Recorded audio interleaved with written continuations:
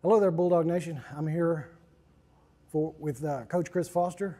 We're going to take a look back at last night's game against St. John Paul and talk about what happened last night, what went right, what went wrong, and talk about the future maybe a little bit. Last night, for the first three quarters, that was a lot more of a dogfight than I think that a lot of people expected out of a 1-4 team. Mm-hmm. Well, I think we had a pretty sloppy start, especially first half. We had a lot of guys misreading wristbands, which has their blocking assignments on it. We had guys lining up wrong formation that was called. So we had a lot of mistakes that we made, kind of shot ourselves in the foot, I felt like.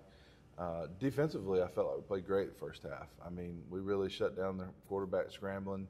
It wasn't really to the second half that he found a few running lanes that he could squirt through.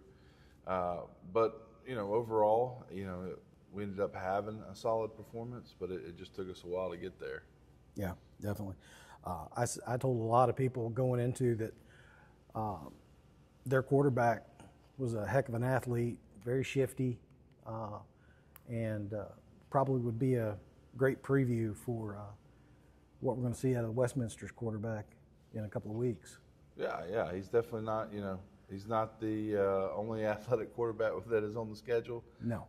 So, it is a great opportunity to work on some things, to see how we want to play some things versus a really athletic quarterback that can make, just as big of plays running the ball as he can throwing the ball. Definitely. Blitz Clements, he had a great night. He did. He did a great job reading his blocks, making good cuts off of those, and then he also, did what we always ask of every running back, which is, make the first man miss, and he did that time after time last night. And I thought he did a great job breaking tackles, making guys miss, and then finishing runs. Yeah, definitely. One thing I noticed a lot of times was on those design runs for Jake England, Blitz was out in front and making good solid blocks a lot of times too. He did. We ran Q sweep a few times, really successful in the first half with it, and Blitz is the main lead blocker on that play for him. And I thought he did a great job sealing the edge and letting Jake get outside. Wouldn't be possible without his blocks, for sure. Absolutely, did a great job. Unofficially, by my count, around 410 yards rushing, 390 if you count the snap over the punter's head. Right. But just a great job by a good team effort there, I thought. Yeah, the offensive line, once we got those mistakes corrected, they were blocking.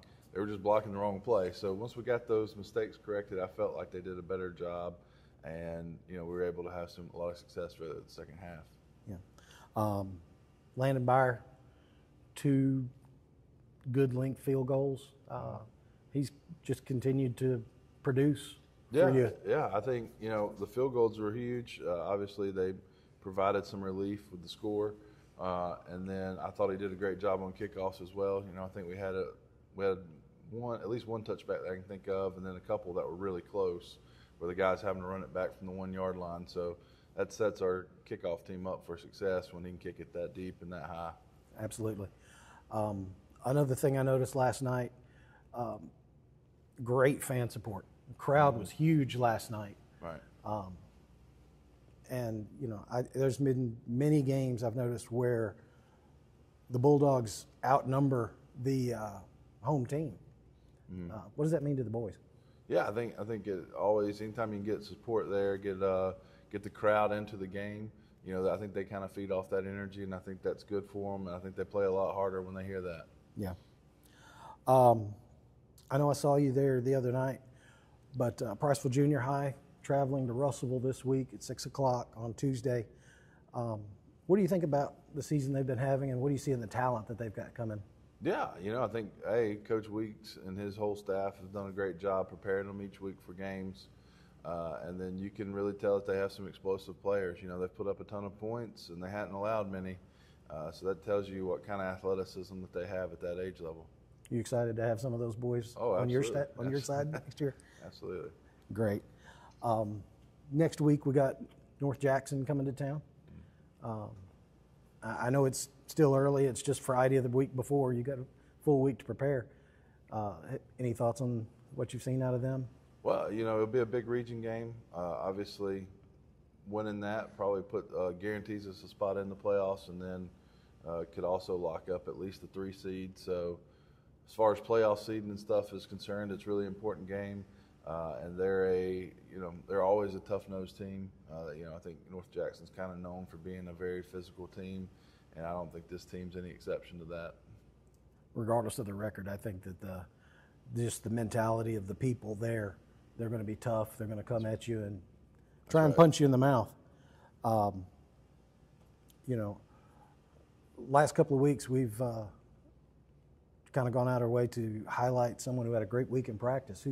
Who was there this week? Yeah, I thought this week we had several guys stand out.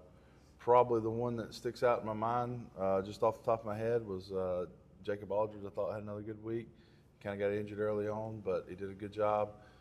We also had, as far as simulating their quarterback running around, I thought Hudson Eubanks did that really well.